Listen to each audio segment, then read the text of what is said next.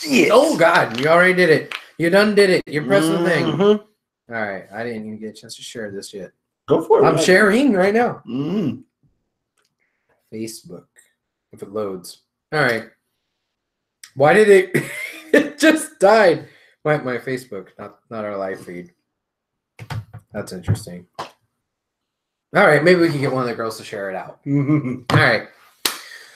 Live from HWR headquarters. We're back here at HQ. Check it out. Yeah, it smells like it. Yep. It's the 203rd edition of Houston Wrestling Radio. This is Abel. No, 203rd. No, it's the 302nd. 302. 302nd. Live, folks. We are live. Oh, we're live, pal. This is Abel. This is Chris. And thank you so much for joining us today on our 302nd episode. Fuck that up. And you just told me. Good Lord. Told him. What a bunch of bullshit. Bullshit. Thank you for watching. Bullshit. Yes, thank you for watching. If you're joining us live, thank you so much. Log into your YouTube or Google account, and that way I'll see you pulled up here on the old handy-dandy smartphone, and you could say hi or ask questions or fact-check us or just call us stupid names, whatever. I'll see it, and I'll try to involve you the best I can in the show. If you're not watching this live, that's okay. You could radio or on Twitter at Wrestling Radio. Then we also have like Instagram and whatever, you know. Instagram, Pinterest, yeah. Bumble, yeah, YouPorn. Yeah, what? I got you. Okay. Swipe right on that Bumble. Yes. All right. So that's that. There were 3 words Okay. at the end of TLC live right there in San Antonio, Texas. You were there. Uh-huh. He was there. I was watching it on the TV. Bullshit City. The finish of the match. The second Hell in a Cell match. Yes. Between Roman Reigns and Braun Strowman. and Braun Strowman. Yeah. The guy that specifically wanted Hell in a Cell because keep everybody out. To keep people out. So what happened? Didn't keep people out. Namely, Brock Lesnar. All right. I marked out for that.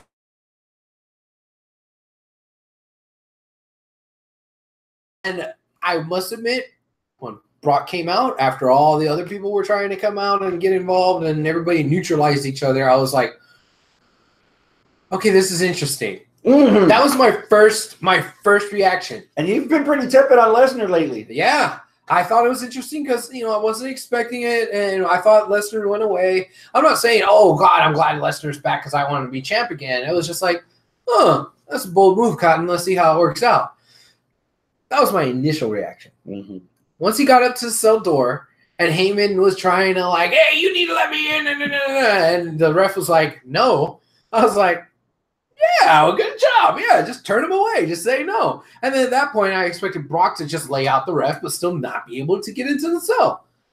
No, he just kicked the cell door. I'm like, all right, yeah, this is Hell in a Cell. You know, whenever you have a cell match or a steel cage match to keep everybody out, they always have motherfuckers that actually get in. Always, always, always. Like, I should come to expect this, right? All right, so he's in. What's going to happen? Is he going to turn on Brock? Is he going to turn on Strowman? Is he going to beat up both and just let them, you know, pick up the scraps? Who's going to win? Never in a million years did I think that he was going to F5 one, F5 the other, hit him with the table pieces, fragments, whatever, and then that was it. He left. What? He left. That's it? And the crowd's like, holy shit, what's going to happen? Holy shit, what's going to happen? I got randomly upgraded. I had nosebleed seats. Cameraman wanted an upper shot, so they moved me to like the first row on the bottom level, right behind the commentators. The last set of commentators when they did the row, Okay. I was sitting behind them. So I was privy to the monitors, the feed of the network that they were all watching to do commentary. Ooh. So Brock kills both the motherfuckers, and he's walking out, exit stage left. Yeah. Fans are like hyped. They're like, holy fuck, what's going to happen? Holy fuck, what's going to happen? Ref comes in, starts checking on people. He's making hand signals like, nah, this is Hell in a Cell. You're not going to do it like that. Yeah. I'm looking at the feed, and that little logo pops up on the corner that says, thank you for getting fucked in the ass by us. Come back next month with your $9.99. Yeah. And then it went dark. Oh, shit. People were pissed. People were pissed. Bullshit City. That was stupid. That was stupid. We're talking about Hell in a Cell. The precedent for Hell in a Cell is that you get dead and there's still a winner, no matter what. HBK picked up the scraps on Taker. Yeah. When Kane interfered, when Kane debuted. Taker and Mankind. Mm-hmm. Mankind got thrown off the side of the cell. Came back, through the cell, had a tooth through his nose. And got butt fucked by Tax. Yeah, butt fucked by Tax. A butt full of fucking Tax. And the match still ended. Finality. There's still finality. Mm-hmm. That's what this should have had. But there was no finality. Mm-hmm. It was bullshit. Bullshit, I say. Why? Just so that we could tease? Yes, I was initially interested because I was swerved a little bit. I didn't know where they were going with this. But if this is just okay, so we could continue the storyline of Roman versus Lesnar, it's bullshit. Because this is a Hell in a Cell match. If any match in the WWE actually still has the aura of finality to it, it's the Hell in a Cell match. Yeah. Everything else doesn't have finality anymore. You have fucking last man standing matches as like the second match in a feud of like 7 matches. You know, like nothing fucking matters anymore. Nothing is reverent anymore. Except for sometimes, most of the time, Hell in a Cell. Hell in a Cell, oh shit, you went as far as you could go in WWE. And they shit all over that mystique. They not only ruined the fact that I was somewhat interested in Brock, they also ruined the fact that I was really interested in Strowman with the briefcase. And it's like, okay, you just fucked the briefcase up. You diminished the power of the briefcase as well. So not only did you ruin Hell in a Cell, you also ruined Money in the Bank a little bit. Not quite as much, not to the extent, but still, man, you fucked over 2 of your signature matches so that you can have another Roman versus Lesnar? Why? Well, it's a little more tricky than that. Okay. But what's up, Elias? Thank you for joining us in the live chat. Problem's twofold. Number one, it's the pay-per-view schedule. This is the 10th year. 10th year. Yep. That we've had a Hell in a Cell pay-per-view. Yep. So we've had these gimmick pay-per-views for a while. You touched on it earlier. Hell in a Cell, usually those were few and far between because those were like the stamp of finality on a feud, on a story. Book in the chapter. Let's move on to the next. Mm-hmm.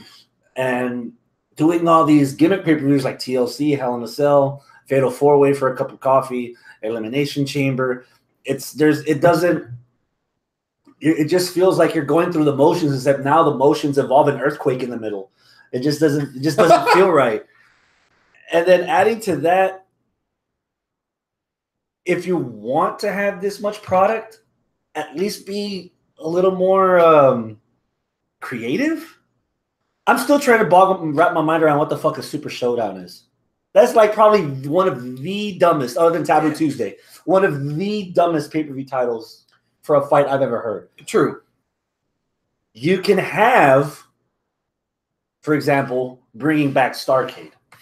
This is the second year that they're doing Starrcade Thanksgiving weekend as a house show on a Saturday. There's 2 cage matches, a street fight on there. Mm-hmm. But it's not billed as Lockdown. It's billed as Starrcade. So you're not bound to, telling us so we got to stick some motherfuckers in this fucking McDonald's Playland, whatever. Like, what the hell? Oh, that's a question I wanted to ask you. Since you were there, and I know that you said, Hell in a Cell, where every view's an obstructed view. Was it obstructed-er with the fact that the cell was red? No. No? It didn't bother me. It bothered me when they went to the wide shot on the TV because the red was so vibrant. When you're at the wide shot, it just kind of double overlaps each other, and it just made me go, ugh. You mean the color was right? I would yeah. think maybe that they tried to paint it because with so many house lights and their own rigging on top, maybe it was brightening the steel cage in certain angles more than it needed to be, and it's maybe stood out a little more. I don't know. To me, that's the only excuse home, I can come up with. To me, watching it at home, when they went to the hard cam wide shot, it was like there was too much going on with the red, and it made it kind of look blurry. Especially since like you have chain link here, and you don't have chain link right on top. You had it at a slight angle, so it was like this. And it was like it fucked with my eyes. It fucked with my eyes. Was the match better or worse involving the rest of the cast? Better. I thought the match was nice. I was thoroughly entertained with the rest of the cast. You know, Ziggler and Rollins falling off the side, everybody dead on top. Trying to get in, but they couldn't get in. They told that story of the whole reason why they wanted this to be in Hell in a Cell, which is none of you motherfuckers can get in. I got you, Roman, one-on-one, no matter what. I'm not finished with you. That was a great story. And then Brock kind of shit all over that story, which, again, initially I was interested, but then the end just kind of fucked it all up. I kind of feel like the end kind of fucked it all up for the entire goddamn pay-per-view. This was a pretty damn good pay-per-view. There was a lot of solid matches, top to bottom. I think the biggest flaw for the Hell in a Cell main event was that it might have gotten completely upstaged by the opening Hell in a Cell match. Oh. They did more with less. Orton and Hardy. Okay. I would think Hardy's the one that's going to climb like a monkey around the thing to the top and like do a bunch of like willow dances and shit while Orton's just slithering in the middle, waiting for it to come down. They told a more compelling story to me. It felt more fluid. Okay. Fuck, it was awesome to have a TLC match inside a cage. Okay. And again, the humanity of the story. Men, women, children, old people, everybody in the arena went, that screwdriver in the ear hole. Like, you don't need to be a wrestling fan to understand that shit's fucking gross. That's true. And then they didn't have to blade to death. They didn't have to fall off 25 feet throughout the thing. They didn't need any extra people. Yeah. And then we got to the point where Jeff Hardy did something I've always wanted someone to do. I've said this on a show before. I think you have. Somebody needs to monkey bar that Hell in a Cell. Mm-hmm. And he set up the ladders for the leapfrog, and I was like, oh, Gray's up to the leapfrog. I was like, oh, wait a minute. What the fuck's this fool doing? And he climbed up to the top, and he's like, started swinging. I was like, oh, man, he's going to die. That thought process, then as soon as like the second word of that thought came out of my mouth, he done died. He dead. Oh, that boy is dead. And even after that, the ref was like showing some humanity. He's like, okay, I got to pull JR here. It's over. It's over. Lift the cage. Let's get this white boy out of here. And no. And Orton's like, no. This is Hell in a Cell. This is how you get paid. Take the call the pin. Randy Orton was like, hey, this is Hell in a Cell. We don't end Hell in a Cell matches on no contest. That's not how Hell in a Cell works. See, Randy Orton knew. Yeah. He's been around for a while. Ah. That was a fun match, dude. I enjoyed it thoroughly. You know what? Out of the two Hell in a Cell matches, Orton Hardy is a match of the week candidate. I agree. And up to about maybe Monday night, Tuesday morning, that was a front runner for my pick. I'll agree. I have no problem with that. Elias in the live chat had a lot to say. Our cell phones and shut our mouths. It's not that Elias. Oh, okay. It's Elias the real. Now, see, you got your little Elias shirt on here too? Huh? Yeah, you got a little shirt. It's not an Elias shirt. Oh, it's not? Oh, yeah, who is it? SoCal Uncensored. Ah! I got some SCU chants over in San Antonio. Awesome. Ring of Honor travels San Antonio often, so they have a base there. So, all right, so this is what Elias was saying in response to you talking about this Super Slam. What's it called? Super Showdown? Yeah, Summerfest. Hey, it's overseas money. Fall Brawl. That's not the thing that you're contesting. You're contesting the name of the stupid goddamn thing. Mm-hmm. The name is dumb. Super Showdown. They've retired old WWE pay-per-views names that are better than that. Yeah. If you're already digging out Starrcade, come up with something else. Or just like fucking play up to the fact that you're in Australia. Call it the Thunder from Down Under or something. You know, the Thunderdome. The Thunderdome. Aussie Except rules. there's no roof on it. WWE Aussie rules. You know, I don't know, but Super Showdown just sounds dumb. But okay. They're trying to get the Middle East and Australia money. Yeah, I get it. They have to earn that Australian money. They don't have a contract with like the Saudis. That's true. As far as the match itself, the main event, Hell in a Cell, it says that it really did need a boost. You know, when you asked me whether or not having the rest of the people, okay, cool. I guess you could say he brought up a good point. He said it died halfway through when Strowman was beating the shit out of Reigns. Okay, I could kind of see that. It didn't lose my attention, but okay, I get it. I get what you're saying. I see his point. It goes back to my ham-fisting of telling storylines through predated pay-per-view events. I just finished gushing about the first Hell in a Cell match. Okay. But nobody fell off the top. Nobody fell from the ceiling. Right. Somebody was inside. Nobody broke out. Nobody jumped off the ceiling. Nobody fell off the side. And they've already been telling the story between the Shield and Braun and his bitches that you knew the match wasn't over until all 6 of them bukkakied in front of all of us. Aye. So it was pre-telling. So you were waiting for everything to happen just so you can get to the meat of the whole finish. Yeah. You know, and with Orton Hardy, you didn't know how far they were going to go, and you didn't know how far where it was going to end, because first match up, it felt fresh between those two, especially since Jeff was like living out his dream of actually having a Hell in a Cell match. Oh yeah. He One looked more like off he was the having list. fun. Fuck yeah. Yes. Until he died. Until he died. Until he got screwed in the ear. With a screwdriver. Oh god, that was terrible. Oh, well, would you take it in the ear or in the ass? Hi. Don't threaten me with a good time. The taco chick. Why not both?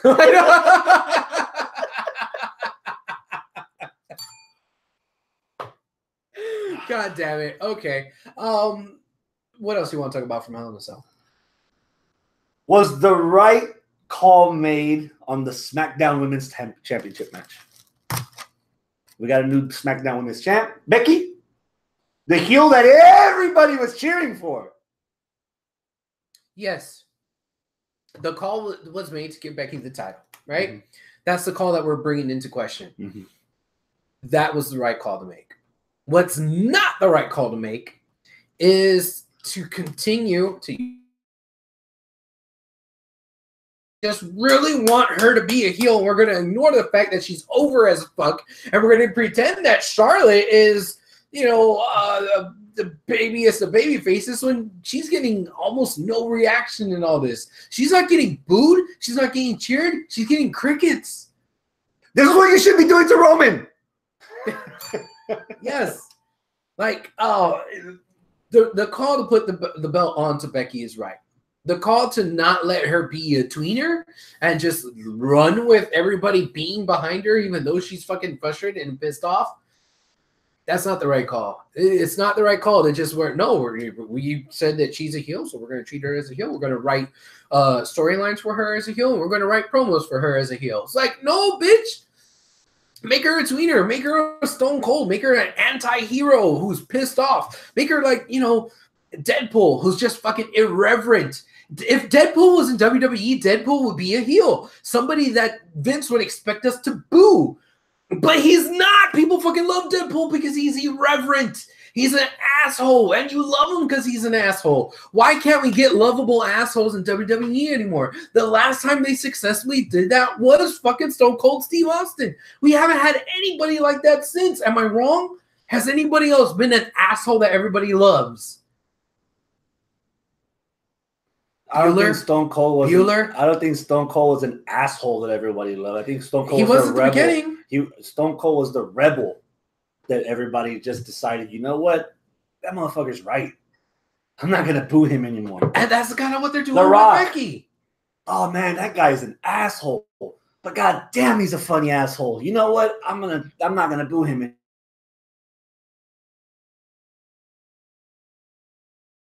Holy shit, that's the next Steve Austin. Let's fuck him. I was like, okay. Elias in the live chat says CM Punk. There you go. Okay, Punk. Yeah. Yeah. He was an asshole so much that we liked him, and then he kept being an asshole too long, and we started to hate him. He went full circle. Kind of. Yeah. Kind of did. But it wasn't until after he already left the company that Yeah. his assholery that made us not like him happened. But that was kind of real life assholery. That wasn't kayfabe assholery. But you know what I noticed? Little tidbits. I went back and saw the promo, the side-by-side one with Charlotte and Becky building up to this match. Okay. And Charlotte was being a little bit condescending. Like kind of a little shit. She was being condescending. And then at Hell in a Cell, when Becky came out, you know, she'd already cut the promo that, all you motherfucking fans that cheered me, y'all are the same reason, just like Charlotte, why I'm not champion right now, because y'all are quick to forget me. Yet when she was out there doing her pose and waving her hair, she was acknowledging fans that were cheering her. Like, it's obvious they're fucking cheering her. Right. The more that she tries to turn it down, the more they're going to cheer. So she just went with it. Mm-hmm. So it kind of feels like, well, at least leaving Hell in a Cell, I thought they were trying to work towards a double turn. You know, Charlotte's in her what, 20s, 30s? I don't know. Any Flair in their 20s, 30s, or 40s, you're an asshole. You're a dick. You're a heel. You don't earn that respect till you're later. So you've gotten a lot of wins. Charlotte right now has got plenty of time to be a bitch. She shouldn't be a face right now. Okay. And she should absorb the nothingness that she's getting and make people do something about it. Just like, dude, there was a time that The Miz, before he cut that promo with Bryan, he was in a little lull. He had his moments up, down, up, down, up, down, and then he started to, like, everything else around was being booked instead of him, and he was starting to flounder. Not so much his fault. Maybe it was booking's fault or corporate's fault until he bust that promo, and all of a sudden, everybody started talking about The Miz again. Yep. So this is a time for Charlotte to regroup, find out what you can do or where you can go, where you can capitalize on this unexpected crowd reaction or lack thereof. Okay. And but Becky, though. Becky telling Charlotte in the ring at the end of SmackDown, I want you to raise my hand. I want you to put the belt around me. Charlotte's like, I'm going to just hit you. Like, okay. Yeah. Okay. How about Raw? Did you like Rousey winning retaining the title against Alexa? Yes. And I was pleasantly surprised with the match. I thought I wasn't going to like this. I think a lot of people didn't like it because it wasn't Ronda Rousey destroying Alexa. I liked it because Alexa showed that she was adaptable. She learned, and she was trying to, like, figure out the Ronda Rousey puzzle, which I think I said this months and months ago, that Ronda needs to go in and dominate, and somebody needs to figure her out. And that's the story arc that we need. You know, once somebody figures her out, then she needs to adapt and evolve and not just be straight MMA, but start doing more wrestling stuff and, you know, to develop her character. And I don't think this is full blown right now with Alexa, that Alexa completely solved the puzzle. Oh, but she got a few steps closer than everybody else has. She might have got a side, maybe two sides of the Rubik's Cube. But there's still a long way to go before somebody gets her completely. Or you could just sign Amanda Nunes or Holly Holm to the roster and just knock her the fuck out in 10 seconds, and we all go home. Or Shayna Baszler. Aha! We're getting there. Elias says they made Ronda look like a regular wrestler. Are you saying that as a bad thing or a good thing? I'm not sure. Because I don't want to see just straight up MMA and then that's it. Because that's what we had in the early stages of when Brock came back from UFC, where he had that match with Triple H where it was Kimura. Oh, look, another Kimura. You know, and like that was it. I was like, Jesus. And then the rematch, fucking Triple H started doing a Kimura. I was like, no! Oh, I was like, what the hell? This sucks. The match sucked. I went from here to here on Monday because in the ring, as a character, I really like Ronda Rousey. Me too. I've been fawning over Rousey since UFC, since Strikeforce. Okay. Monday, she was actually in a compelling story. Little up and comer wants to do the open challenge because she wants to be like all the heroes that she saw in the ring. Yeah. She goes out to the ring, lays out the challenge. The little detail. Hey, how do I do that? How do I do? I have to let the authorities know, and then I go out there and do it, or do I just go? Do Oslo way. I love that fucking detail. That little detail that still shows that she's a noob. She's still a newbie, but she's not a newbie because she can kick ass. So it's like she's. You don't think that you don't know what you don't know kind of thing that came out. And I love that little piece of storytelling. She goes out in the ring. All right, who's it gonna be? Oh, it's Natty's music. Holy shit! Is this gonna be a friendly fight? Is Natty gonna bring out the claw? No, Natty. Wait a minute. What the hell? Riot Squad dumps her like last week's garbage. Yes. Holy shit, dude! And the look on Rousey's face, man, she was gonna go full Sarah Connor. And the Riot Squad, again, they got another side of the Rubik's Cube. Like 3-on-1, yeah. They knew where to pinpoint, where to knock her down, Those where ribs. to knock her out. Yeah. Those ribs. Holy shit, who's going to save the fuck me. Bellas. Tax. The Bellas. Yeah. This is them building towards the 6-woman tag at Super Showdown between the Riot Squad and Ronda and the Bellas. Which eventually is going to build to Ronda versus Nikki, probably main eventing Evolution. I don't buy all 4 of those chicks getting along. And by 4, I mean Ronda, Natty, and the Bellas. There's going to be some sort of that should be a tag match instead. Yeah, there should be a turn somewhere in there. And I know that people have been expecting Natty to turn on Ronda, but the Bellas, I could see them turning on Natty and Ronda. And yeah, setting up what you say, a little tag match. Because I can't see all 4 of them getting along swimmingly from here on. Like that well, not a trio, that quattro just doesn't make sense to me. The foursome. There you go. Thank you. And what's even more egregious about that? Why is there another foursome of women that involve Ronda? Ronda has her own 4 horsewomen. 3 out of the 4 are going to be wrestling anyway. Mm-hmm. You know, you already have one as an NXT Women's Champ. You know, former NXT Women's Champ. So you know you can build up to that. Aside from the fact that the whole reason why that was such a high-profile thing in the IWC is because people were speculating out the wazoo that we were going to have the UFC 4 horsewomen versus the WWE 4 horsewomen. Because our attention span is that big. True. But, I mean, there's still the makings there. There's still that there, but you're going to throw that away in lieu of having the Bellas and the Bellas and Natty? They do still have, if WWE dares to think outside the box, to try to capture lightning in the bottle twice. Okay. Becky's turn on Charlotte was because she knew what kind of person Charlotte was. Okay. That she would just step in and do and grab hers without worrying about friendships or anything. Charlotte still has to be the queen. She still has to have her crown. I can see Natty turning on the Bellas with the excuse of this is the reason why we needed to have an evolution in the Divas division in the first place. We don't need to be friends with them. And have Ronda side with Natty to where Natty's supposed to be the heel because she's the one that did the turn. But she has every reason to do what she did and fuck the Bellas because fuck the Bellas. Yeah. And you can have that dichotomy of, do we cheer the person that did the bad thing in the first place, or do we cheer the people that nobody likes because they're the reason why everybody sucked for so long? Yeah, I mean, look, okay,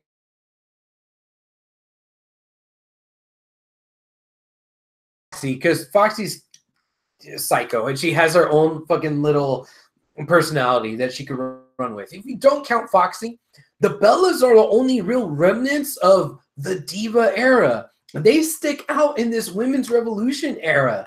They try to claim that they are, but they're not. Why are these two not the heels? Why are these two not the ones doing what Carmella was doing, where Carmella was saying, I am a diva and moonwalking around and this and that? Carmella did an excellent job at that. She played that to a T. She did really, really good with that character. But that character was right there on a fucking silver platter for you with the Bellas. Mm-hmm. Why aren't you doing that with them? Instead, you're pushing them to the moon as though they're a part of this women's revolution because they're great women's wrestlers. No, they're not. Mm. They're not. I just dinged myself. There you go. There you go. Okay, what is Elias saying? Something about WrestleMania here. Oh, they're building the 4 horsewomen match for Royal Rumble. Or for Mania. Okay. You know nothing. Why? Why does he know nothing? Oh, okay. How about the one guy in the live chat talking along with us, and you're fucking talking shit about him? So, how about the rematch between Samoa Joe and AJ? It's alright. Yeah, it's alright. I was there too. Okay, like it was. It was good.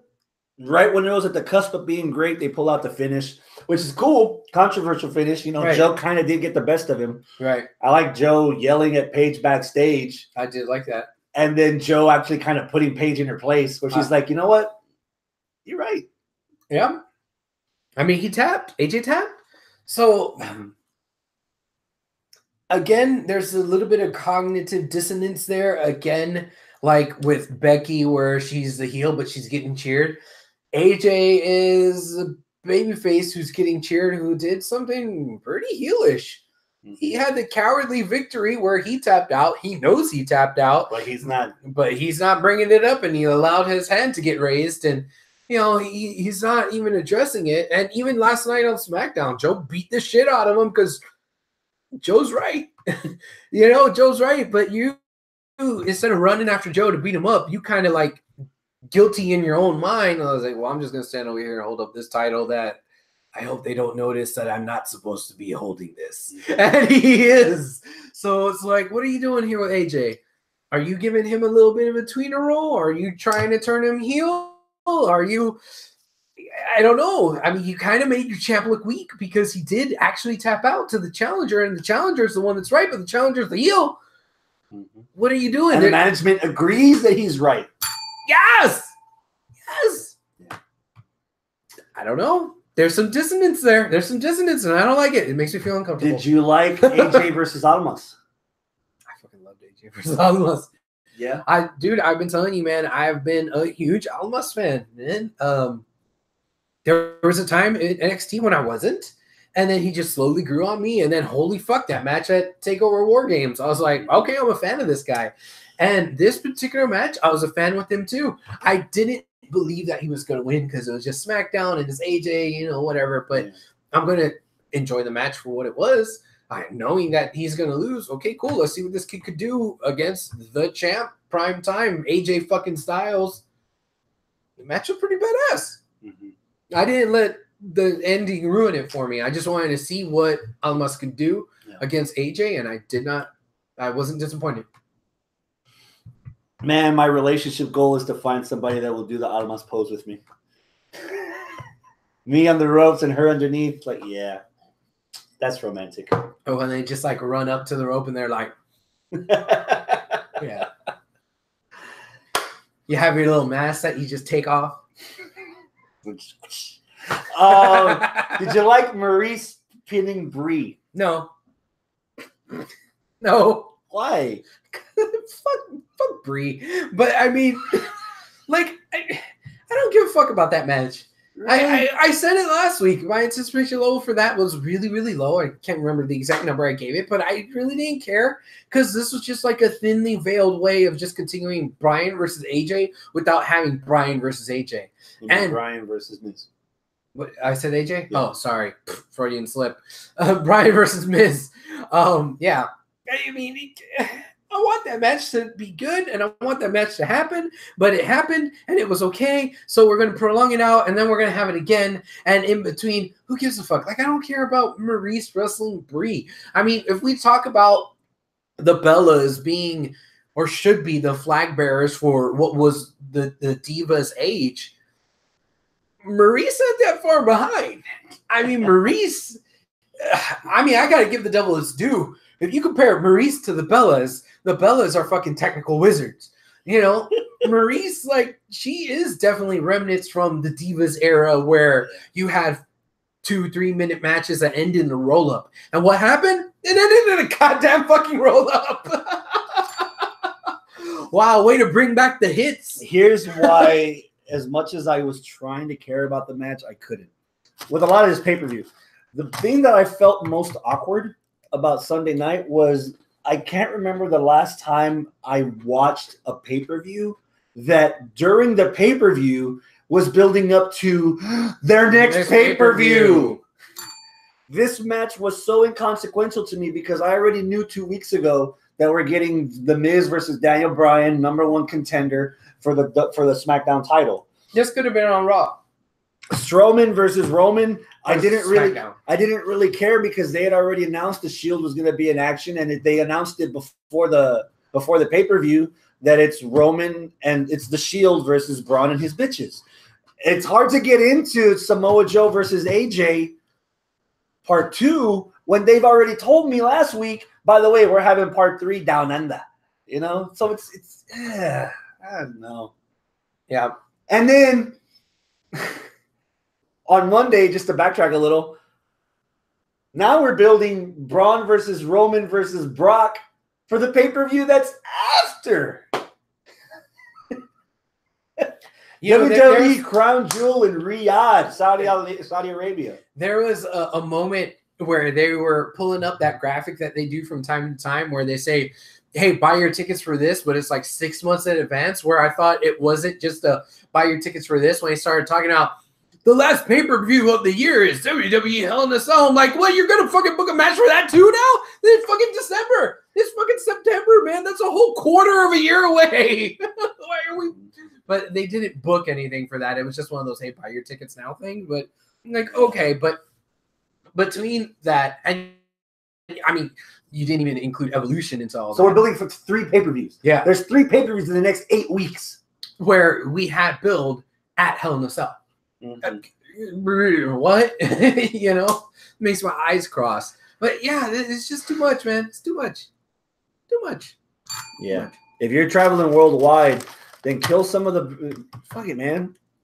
You know what? It's time. There's been fans around the world that have been talking about it. There's been fans around the world that have been clamoring for it. They've shown they can do it. They have done it. So fuck it, man. Just add dates around the world as into your 12-month into your 12 or 14 pay-per-view yearly calendar. Fucking have SummerSlam in Japan. Fucking have Survivor Series in Australia. Fucking have the Royal Rumble in Riyadh. You know, it won't hurt my feelings if I can't go to the Royal Rumble because it's not 1,000 miles or less from me. It's fine. Like World Wrestling Entertainment, you're starting to put the world back into it, but you're like jamming so much fucking shit into this, bro. Didn't I just complain last week that there's 9 fucking hours of WWE television every week? Yep. Now we've got 3 pay-per-views. Well, technically 4 pay-per-views within 8 weeks. Yep. 9 weeks. Yep. What the fuck? You know, you mentioned something in there. You said worldwide. Dana Brooke is no longer with Titus worldwide. And I was pleasantly surprised. What? I was okay with this. Dana Brooke was out there on her own. And did what she does on her own. She looked like she improved. She looked like she learned a few new things along the way. This time when it was like, oh, God, Dana Brooke, goddamn, she sucks. Why are we putting her on TV? Look at the titties. We're looking at the titties. But now she was wrestling. I noticed there was a few new things she picked up. There's a few new moves that she added to her repertoire. That match wasn't bad. And Bayley looked a little beat up after that match was over, so it looked like she earned that one. A match involving Bayley and Dana Brooke, and I'm talking about Dana Brooke, and you're the one who had to bring up Bayley. Oh my God. That has to say something, right? Yeah. I mean, I was noticing Dana more than I was noticing Bayley, because like Bayley, I was like, okay, well, they have this weird ass storyline that's going absolutely nowhere with Sasha, but so Dana really did walk away from Titus Worldwide. Okay, so she could do it on her own. All right, we haven't seen her in the ring in a long time. What can she do? Like, she held her own against Bayley. Interesting. Yeah, just want to throw that out there. Do you care about the Raw Tag Title match? Hold on. Porsche says this in the live chat. Dana Brooke is a strong, independent woman who don't need no man. Yeah, but whatever happened to once you go black? Well, that's why she ain't with nothing else. God damn. I had fun watching New Day versus Rusev Day in the pre-show. Okay. I did not watch the pre-show. Oh, I had to. You were there. You could have went and gotten some hot dogs and some popcorn. Oh, no. Oh, my God. So just to cliff note it, Sunday, get up at 9. We leave at 10, my nephew and I. We get there at 1:30. There's a showing of Predator at 2 o'clock. And then after Predator, we went to Hell in a Cell. So I was in a car for 3 hours on my ass, found a theater, watched a movie for 2.5 hours on my ass. Then I went to Hell in a Cell and sat for 5 hours on my ass. And then I got in the car and drove back home and sat 3.5 more hours on my ass. So your ass is very well rested now, sir. It's ready for some action. Ka-chow! Yeah. Break out the loop. Okay, so that's freaking whatever the fuck that was. Hell in a Cell. That's Hell in a Cell in a nutshell. Elias is saying I called that turn last week. I called it. What? That I was gonna be on my ass for 12 no. hours? I think he means Dana. Okay. Yeah. Overall, because you have a very different opinion from mostly everybody else. Okay. Before I bring out everybody else's opinion, Because I'm not sure what you're talking about. your final thoughts overall about Hell in a Cell, right there in San Antonio, Texas. I thought it was a solid ass pay-per-view. I thought it was really, really, really good. The only thing that I really did not like is the end there, the bullshit fucking ending to the main event Hell in a Cell match. And Ms. Ryan, apparently. Well, yeah, but I mean that was to be expected. That met my expectations because I had low expectations for that match. But everything else, you know what? I thought that was a solid pay-per-view. There's one guy that agreed with you, Robert Medlin, which I don't know where he's at, but I'm very disappointed that he's not here yet. Medlin, you son of a bitch, where are you? Surprisingly good. The finish was the clusterfuck, but it set up the inevitable triple threat in Melbourne. Yeah. But everybody else, I mean, I've said this before on air. Oh. The last minute or two of the pay-per-view is the lasting impression that everybody's going to walk away with. And apparently everybody else didn't like it. Elmer Navarrete.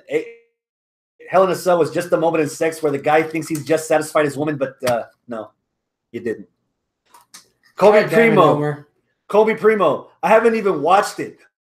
Okay, so your comment mattered. Daryl Hughes, disappointed, mostly in the main event. The rest of the show was fairly solid. But again, he said the rest of the show was solid, but his word is disappointment because of the final. Ernesto Soriano, unsatisfied. Only 2 Hell in a Cell matches in a 4-hour show, 3.5 hours actually. Not worth it. No women in the cell. You kind of feel shorted that in the Evolution we didn't get a Hell in a Cell match this year. Becky versus Charlotte could have surely fucking warned Becky versus Charlotte could have. Jeff Milheims. Yeah. That's all he said? Meh. M-E-H. Meh. That's what the rest of our listeners I was incorrect with what Elias meant. He meant the Rusev and Nathan English split. That's the one he called. It was time. I was feeling it. You know, what about English? What about English? Where's his merch? I'm drawing my sorrows and graham crackers here. Was it time, or could they have still milked it a little bit longer? Fuck no, it wasn't time. Fuck no, it wasn't time. I had been saying this for weeks and weeks and weeks and weeks. I don't want them to split up. I want them to be the one fucking team that works things out like fucking adults. And they like find common ground and then they're besties for a long time. And that's not what happened. WWE just couldn't resist pulling that itchy trigger finger to say, hey, we're going to split up another team. Ah, damn it, man. That fucking sucks, dude. You could have had a lot more coming out of this. You could have had a big push for Rusev and Aiden in the tag team division. That doesn't fuck up everything else on the card. It's the tag team division. Yeah, sure, push them, give them the fucking belts. Why not? Like, New Day really needs the fucking titles any more times. Come on, man. Give them a little bit of shine doing that and telling a story different than the same tired-ass old formulas that you've been having since the early 2000s. Maybe even before that. Like, no, man, they had to fucking do the thing that was a predictable thing, which was, oh, there's tension. Instead of working it out, we're going to split them up. Fuck, man. Fuck. I want something different every now and again. Spice it up. Fucking missionary-ass booking over here. One word to describe Lio Rush on Monday Night Raw. Interesting. Yeah. Yeah. I mean, I get it that people were booing him and, you know, not really giving him a chance because it's Lio Rush and he looks goofy, but it's Lio Rush and he looks goofy and he wasn't that bad on the mic and he's not any worse than fucking Bobby Lashley. If anything, this might be the thing Bobby Lashley needs to finally get that mouthpiece that he's been needing so fucking bad. You're going there. You would rather see, I'm not, again, not a complaint, but just asking the question. You would rather see Bobby Lashley with Lio Rush than you would with Titus Worldwide. Yes, I'd rather see him with Lio Rush than to see Bobby Lashley by himself or with Titus Worldwide. Because I think the Titus Worldwide thing, now that Tozawa's not with him, now that Dana's not with them, they're just this sad little unsuccessful opened business that just closed. You know, like I don't care anymore about Titus Worldwide. That equity is run out. So Lio Rush, it's a brand new startup. Okay, cool. Who are you going to pair him with? The visual difference between the two works really well. How small Lio Rush is makes Bobby Lashley look even bigger. But he can move around like a motherfucker. He Yes, actually he got can. one over on Elias. Yeah, that was what was really cool about it. Because not only is this guy just, whatever, he's just a talker. You try to get him, all of a sudden, boom, he's running around doing flips and actually getting in offense. Don't forget, he's still a young guy who would actually go out there and fucking kick your ass too. Is he even 21 yet? He's a 23-year-old piece of gold. Oh, 23. I'm definitely 23-year-old piece of gold. Yeah. I don't mind that. I kind of like it. I think it'd be a good role for him. I want to see more of that. I think this is a positive idea of trying to incorporate cruiserweights into the main roster. I'm still wondering what the fuck a Rockstar Spud is doing with AOP. That's like way out of go back left in field. there. Yeah, let's go back there. It's way out of left field. But it still applies. The small stature of Spud compared to the large stature of AOP makes AOP look even bigger and more menacing. That's the only that. Okay, I'm gonna apply both of those to both Okay. Lio Rush and Rockstar Spud. Excuse me, Drake Maverick. That's what they call him, right? Right. So if you were to try to predict the next cruiserweight to be teamed up with someone from the main roster, who would you like to see? Oh, And with God. who? Or is that homework that we should give you all for next week? I can't take everything. Give it to them. Okay. Let them do my dirty work. I need to have a quick complaint, present company included, Okay. because I saw something on Raw with Travis and I laughed so hard and then I almost broke his table. I hope WWE realized that Monday was the 17th of September. Yeah. They had at least 2 weeks to advertise that they're promoting Hispanic Heritage Month. Like, what the fuck, man? What the fuck? Pinche raza, dígame que te fijaste, güey. Ya casi ya termina el mes y apenas están dando el crédito a nosotros, güey. A la madre. Jesus Christ. No tenés todo un mes, nomás un mitad de mes. Nah, dude, I don't even think we'll hear it again next week. It's gone. Yeah. It's gone. Yeah. Oh, but we get Connor's cure all fucking year, don't we? Sick kids. Pinche Connor's cure. A la madre. Never gonna find a cure for AIDS, but that bank account's gonna be big. Pinche huerquitos mocosos. Stay in the house, you won't get sick.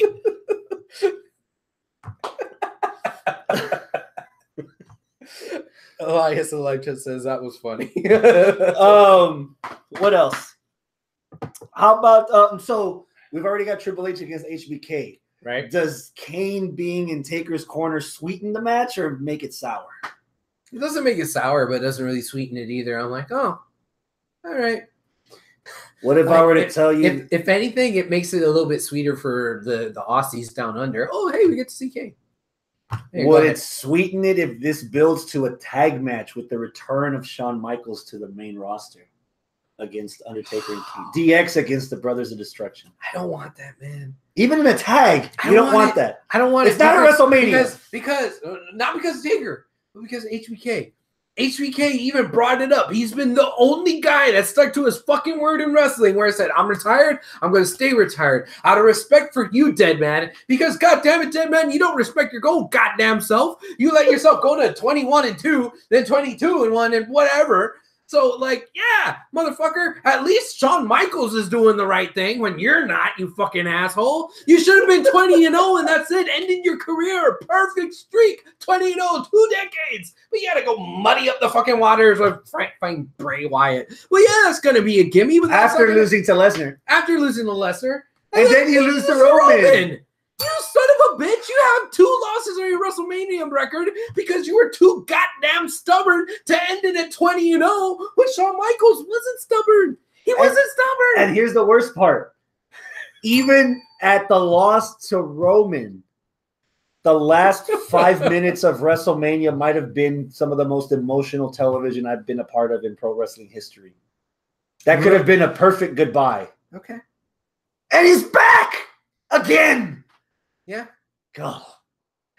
Elias says, nope. Prediction, Shawn Michaels retires Taker. Again? The big dog retired Taker. Apparently it didn't count because nobody likes him. I didn't know.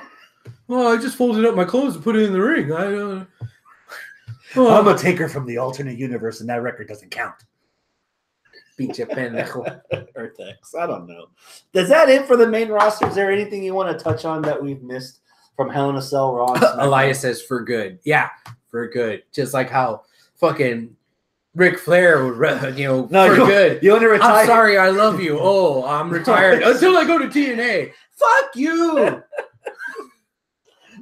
If Michaels wants to retire Taker, he's going to have to pull some Lucha Underground shit and stab him with a fucking knife. Yeah. In Lucha Underground, you at least stay dead. Well, unless there's unless you got a character that travels in time. That could suck in your soul and then spit your soul bukkake it back out into you. But other than that, if you're dead in Lucha Underground, you stay dead. We haven't seen fucking Conan in Lucha Underground, but his dead ass is running around all over fucking TNA. You're supposed to be dead, motherfucker. What happened to kayfabe? You're dead, bitch.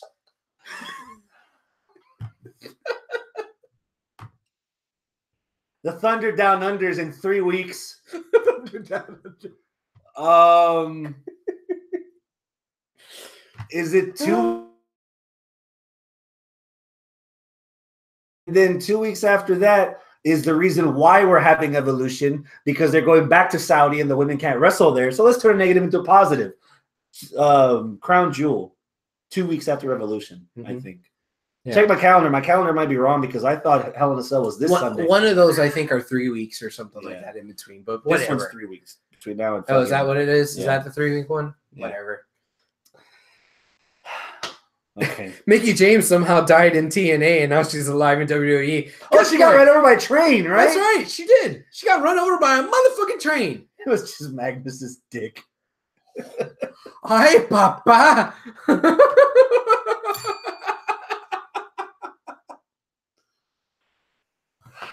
We're going to take a break from WWE. God damn. Thank you. I haven't watched anything this week. I didn't watch NXT. Shit. I didn't watch. So is this the end of the show? I didn't watch 205 Live. Is this the end of the show? I didn't watch anything Japan. I didn't watch anything TNA. God damn it. Well, this rapid fire is going to be quick. It's all you today, buddy. I'm not going to go so far as to say match of the week candidate, but I enjoyed the main event of Impact. Fallah Bahh world title match against Austin Aries. Okay, and they built Fallah Bahh as this baby.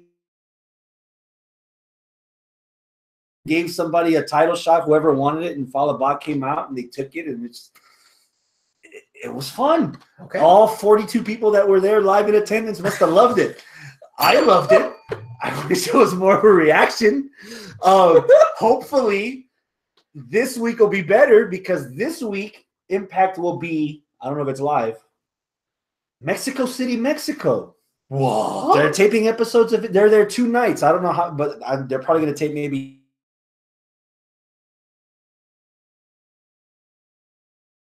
So I'm hoping that they give a big reaction for Phoenix and Pentagon. That'd be cool. And all the other motherfuckers. So that's TNA in a nutshell. And apparently Bandito.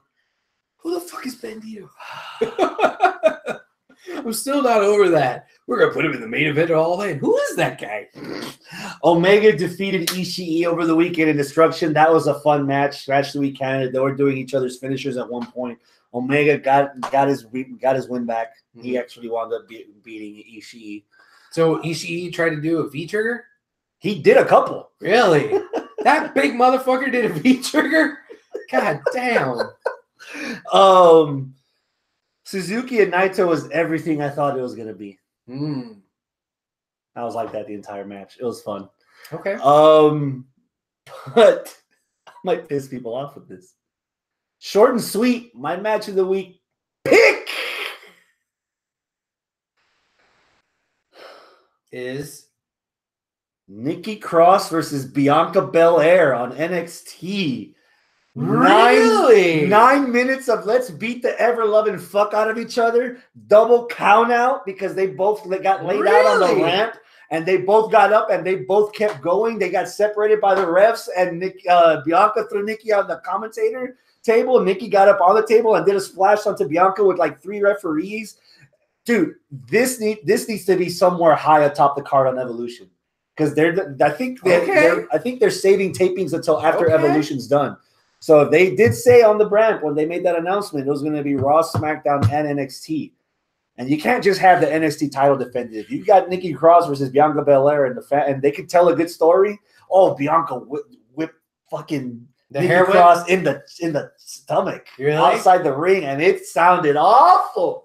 God damn, it was cool. All right. Yeah, man, short and sweet, and it left me wanting more. So, match of the week pick, the women this week. Really? Yeah. I need to watch this. Not to be a pervert. But like I said, with the New Japan stuff, that's stiff competition. But it was good, man. It was fucking good. A bunch of other random shit happened on NXT. Ciampa debuted new music. Ciampa confessed that if he would have done something like that to Aleister Black, he would have done it in front of everyone. So he's not the one that jumped him. Makes sense. So we don't know who it is. I kind of believe that. Badass debut, like montage video pre-produced thing to explain what the Forgotten Sons are. Shit, dude. Okay. Watch the last 10 or 12 minutes of NXT. It's that video for the Forgotten Sons explaining why they're banding together, and then it's the main event with Bianca Belair and Nikki Cross. Yeah. You need to watch that stuff. The last 12 minutes, they're fucking phenomenal. And I have always been a big sucker for NXT's like background storyline stuff. That's what kind of turned me around on War Raiders. Well, no, on Strong. Oh yeah. It turned me around on Strong. I was already a big fan of the War Raiders, but that video package made me even a bigger fan. Mm-hmm. It's just spot out. It enlarged my erection. Lucha Underground. Evilise is joining Exolicious and Joey Ryan. Oh, really? So it's the Trios team now. So they're looking to get a title shot at the Trios titles. That's quite the menage. Evilise put up a decent fight against Dragon Azteca for the Gift of the Gods title, but Dragon won. So we did get a little bit of Canelo versus Triple G on Lucha Underground. How so? Dude, fucking Mil Muertes and King Cuerno were just switching punches, man, back and forth. They were out in the ring throwing punches. Cuerno got a couple of jabs in, then Muertes with the haymaker knocks Cuerno down. Then Cuerno pulls himself back up, starts dropping more. And then the ref's like, motherfuckers, y'all need to do it in the ring. And then Cuerno and Mil looked at each other, was like, nah. They grabbed the ref and they both threw him into the crowd. The ref called the match double DQ. And then Antonio Cuerno's like, stop for a minute, just stop. And then the commentator's like, I never thought I'd hear Antonio say that. Yeah. And he's like, here, I do not punish violence. I reward violence. That was supposed to be #1 contender for Pentagon Dark. Okay. Well, now it's a fucking triple threat match with Pentagon Dark. They got the announcement. Both of the wrestlers were excited. Then they turned back to each other, and they kept fucking going. Holy shit, dude. Dude, Canelo Triple G had nothing on this, dude. It was fucking solid, man. It was fucking awesome. All right. So yeah, next week, Pentagon, Cero Miedo, Dark, White, Gold, whatever he wants to call himself, against King Cuerno, against Mil Muertes for the title. Menage. Yeah. All right. One of these things is not like the other. One of these things is fucking dead. And that's Phoenix. Phoenix is dead. Phoenix came out with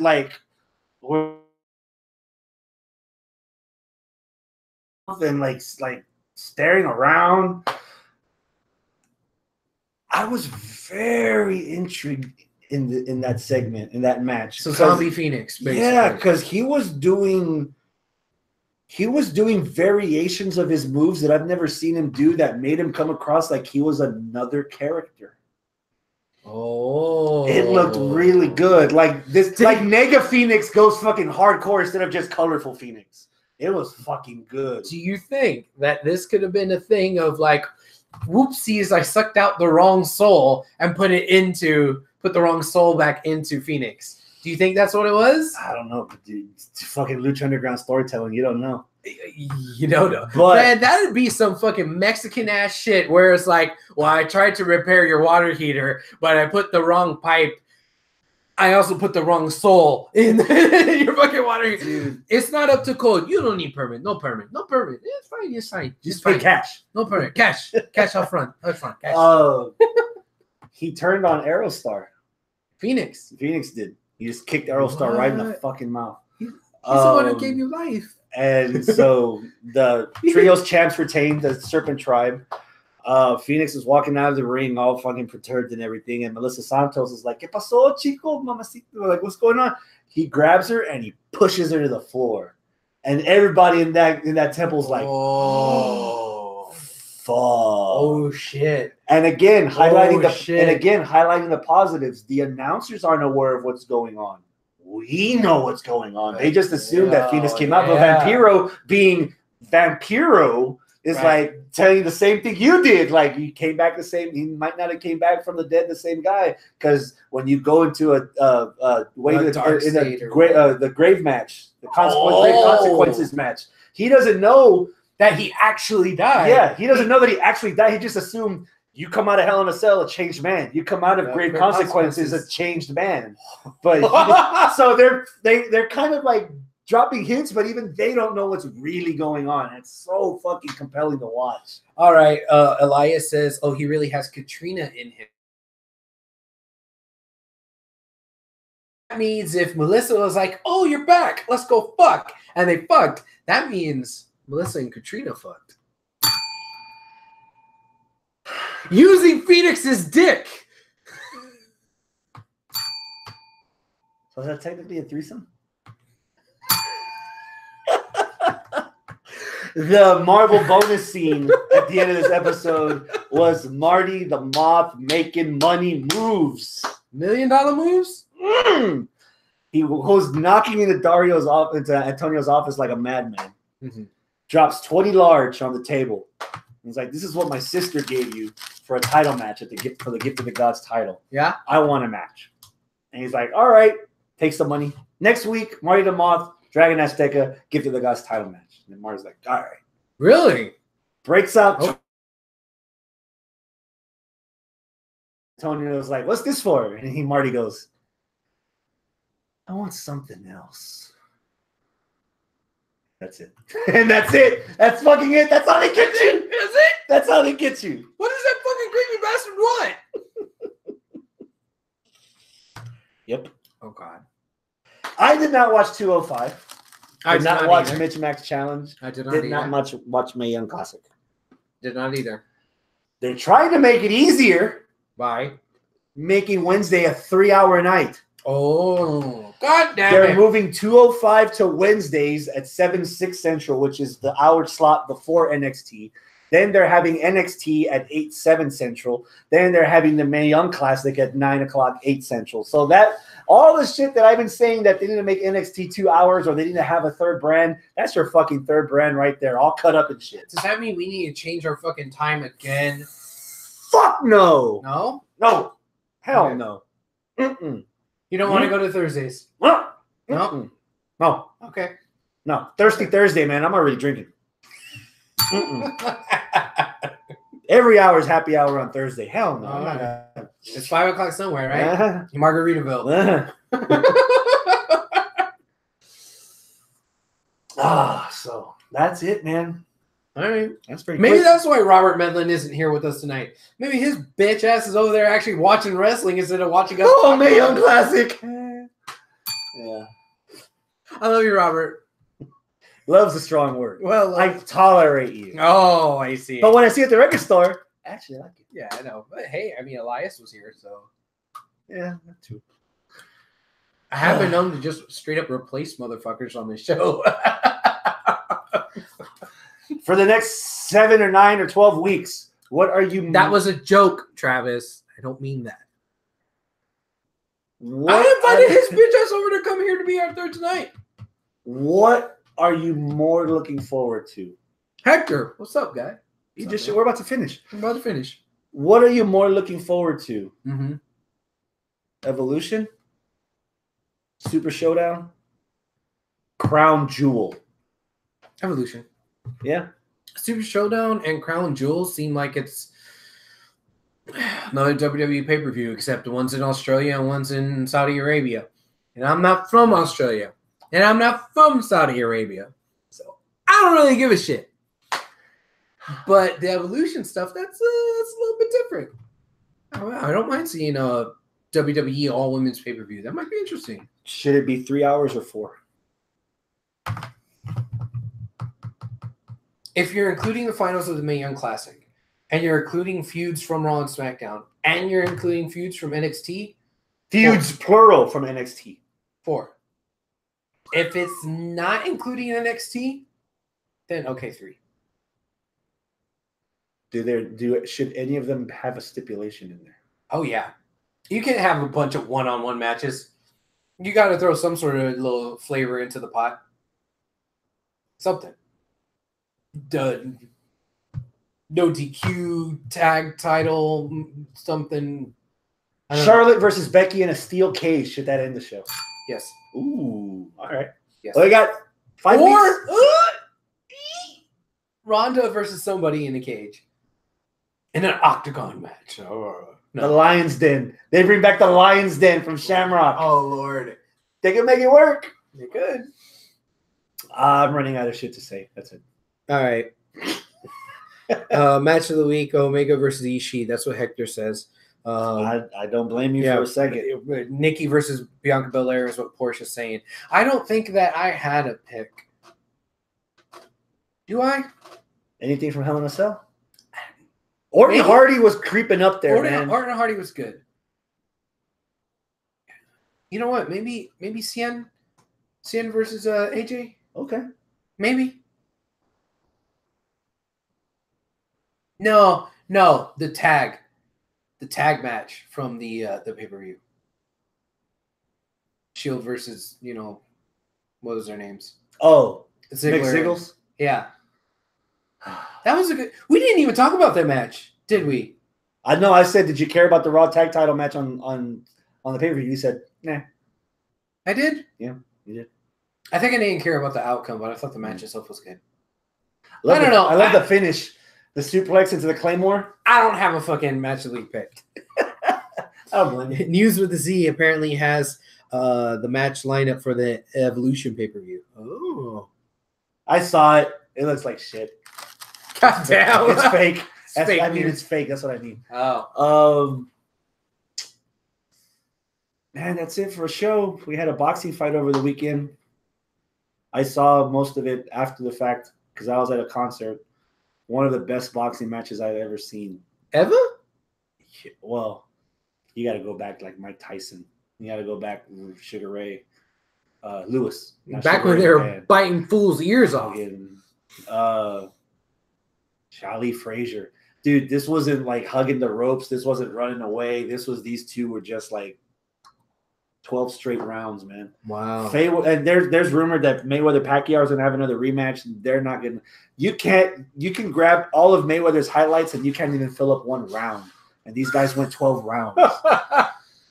Hope the next future WWE heavyweight champion, maybe. I'm looking forward to his next fight because he's gonna get fucked the fuck up.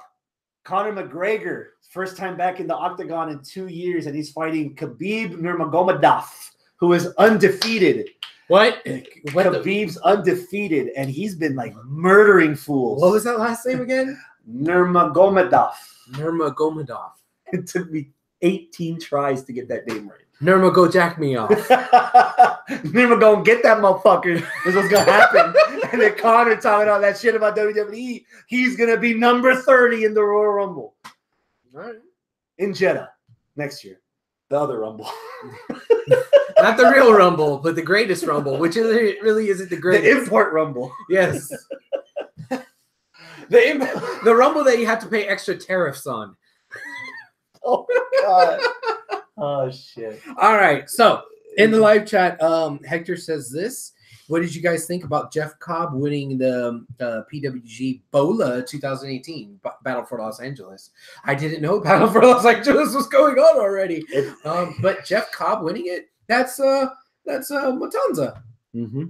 I'm more interested. I'm cool with that. I'm more interested in seeing the matchups that Jeff Cobb's going to have in Ring of Honor, because he's been doing some Ring of Honor stuff, and he's been dipping into the Japan pool also. Good for him, man. The I've heard nothing but good things every year about Bola. I've heard nothing but bad things about how fucking expensive Bola is. But PWG in general, like if I want to try, like actually, fucking Robert's gonna hate me for this because he had said last week I need to sell all my fucking Metallica tickets. I'm going to Takeover in Los Angeles for War Games. God damn it! Yeah, any excuse to go to LA. I've the times that I've been to LA maybe 4 times in the last 2 years, and I've been wanting to go see PWG. God damn, those tickets are expensive. For all intents and purposes, you got to hear me out here. It's an indie show.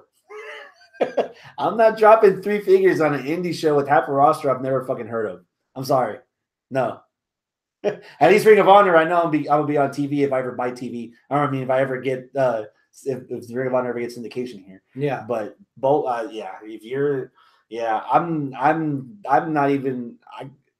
I'm barely scratching the surface, and I don't even think I should say that, but I feel like I'm scratching the surface on everything non-WWE. Yeah. But I'm nowhere near. Holy shit! Let me drop 3 figures just to go get a ticket to sit up in the last row to watch Bola. Yeah, it's like. I mean, you might see Sofia Vergara on the other side of the arena with her. I can see her in my house on TV. Fuck, watch you some Modern Family. That's it. All right, I'm sorry, I wasn't ignoring you. I was trying to pull up some information on my phone. And that information is this: don't want to go to LA for Bola or for anything PWG. Or Takeover. Yeah, we do have some wrestling right here in Houston, Texas. We're going to have the Wrestle Festival, the 4th one, coming up again on the 29th of this month. I actually have the venue now. It's at a place called The Silo. It's at a place called... Have you know you're in the middle of bumfuck nowhere when you have to say it's at a place called. Where is this place at? 4601 Clinton Drive. In the hood? Houston, Texas, 77020. Holy shit, that's the hood. This is Houston. Everything's a goddamn hood except for River Oaks. Everything inside the loop is the hood. It's on Clinton Drive. Okay, it's called The Silo. So please come check it out. Light your torches, load your guns, people. Yes. Your boy is going to be doing ring announcing / commentary live there at the event. And I try to have a quick wit and be fucking stupid. And this is not your serious, super, awesome indie wrestling kind of thing where we don't take it seriously. We're very, very funny about it. Exhibit A. Exactly. You just come to have a good time. Watch something that might make you laugh and chuckle a little bit while watching a little bit of wrestling, maybe get a little bit of drinks in you, whatever. Apparently, kind of if you're not a fan of wrestling, you can still go. Yeah. Wasn't there an art show last year? There was a band last year, a couple of bands. They had like a battle. Okay. They had bands that were battling. I think they call that a battle of the bands or something. Yeah, you saw Scott Pilgrim. You know how this works. Yeah. So, I don't know if they're going to be doing that this year. I don't know. I need to fucking... It says BYOB. Hey, there you go. BYOB. Crank it up to 11. Oh, live music, local bands, and some Mighty Fine Wrestling. That's what it says. So, yeah, come check it out, guys. I'll be there. So,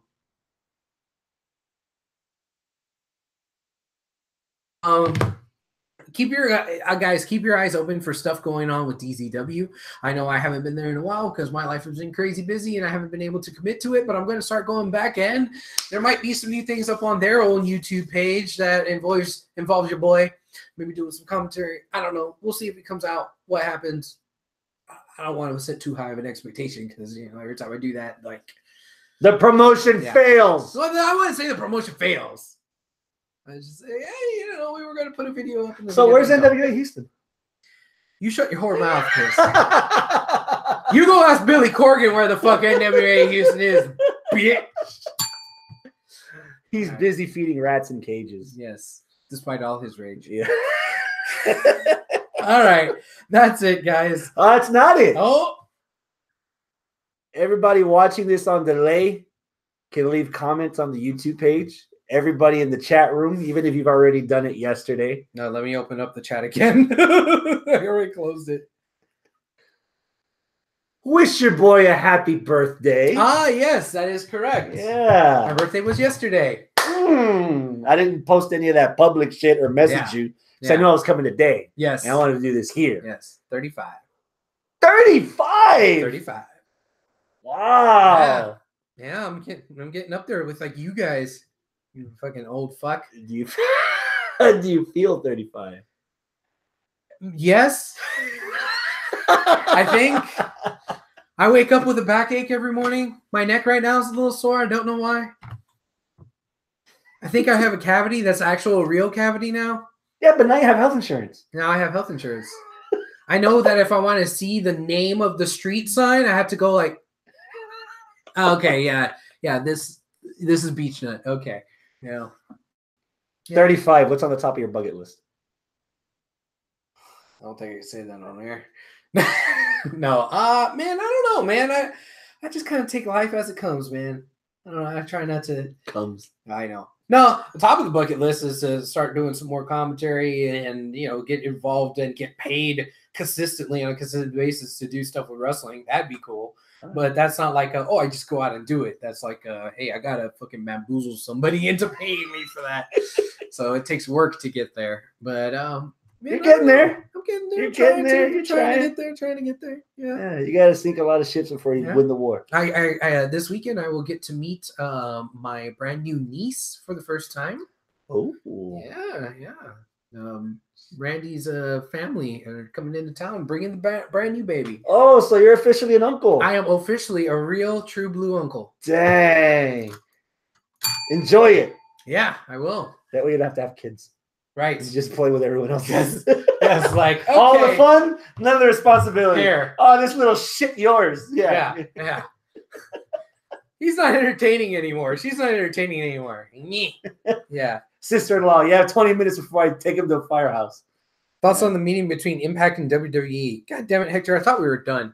I don't know. Maybe more tape library?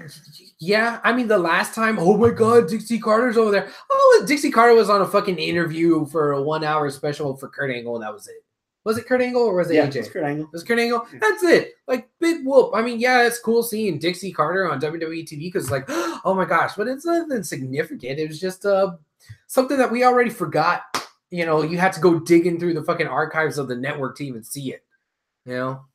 That's probably what this is too. Another like, hey, we want to make a story about AJ, or hey, give us some back information on EC3 or something. Like, all right, cool. Rumor has it today, Ray's finally signed another 2-year deal with the company. Who? Rey Mysterio. Oh, Ray. Yeah. One wrestler that he needs to wrestle with before his contract is up. Daniel Bryan. I think we got that on a SmackDown. Did we? Years ago. Did we? Yeah. Okay. AJ. Did that happen in TNA once? Or ROH or something? I don't think so. If you want to tell a good underdog story, Ray versus Joe. Oh, I thought you were going to say Ray versus Braun. Oh, we've said big guys like Ray against Brock and Ray against Kane and Ray against Khali and Ray against. Don't let it fool you. Ray versus Swagger, like the height difference, all that stuff. I've seen all that. Give me Ray against somebody like Ray versus Yokozuna. Yeah, give me some of that. Ray versus Joe, dude. Okay. But you're a fucking Joe-mosexual. Okay, fine. Fuck Joe. Ray versus Gargano. Oh! I'm coming a little bit. Oh.